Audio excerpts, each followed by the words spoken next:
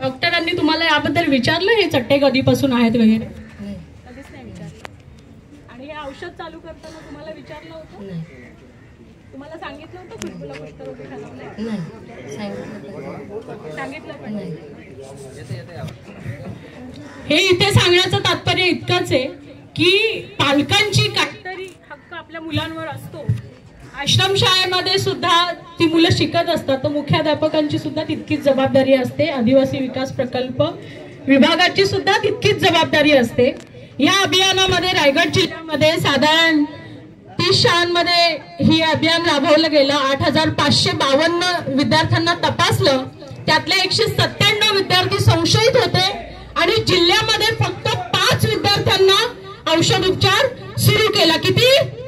5. आणि त्या 5 पैकी आपली एक खुशबू आहे.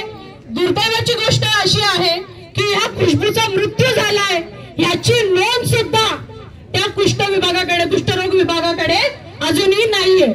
त्यांनी जी माहिती दिली 2 महिन्यानंतर दिली, त्यामध्ये 5 मुलं म्हणून लिहिलेलं. आपण माहिती मागताना कशी मागितली होती, किती शाळांमध्ये तपासणी झाली, किती मुलांना तपासलं, किती संशयित होते, किती मुलांवर उपचार चालू केले आणि किती मुलांचा मृत्यू झाला. तर तिथे मृत्यू झाला म्हणून खुशबूची नोंद नाहीये. अन्य तालुका आरोग्य अधिकाऱ्यांनी जी माहिती पाठवली त्यामध्ये सुधागडमध्ये एक विद्यार्थी होता. त्या तालुका आरोग्य अधिकाऱ्यांनी जी माहिती पाठवली आहे की तो मुलगा, त्याचं निदान झालं होतं कुष्ठरोगी आहे म्हणून, पण त्याच्या पालकांनी आणि मुख्याध्यापकांनी उपचार घ्यायला नकार दिला म्हणून त्याला उपचार सुरू केले नाही असे लेखी दिलेलं आहे.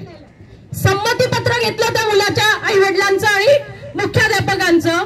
मग खुशबूच्या बाबतीत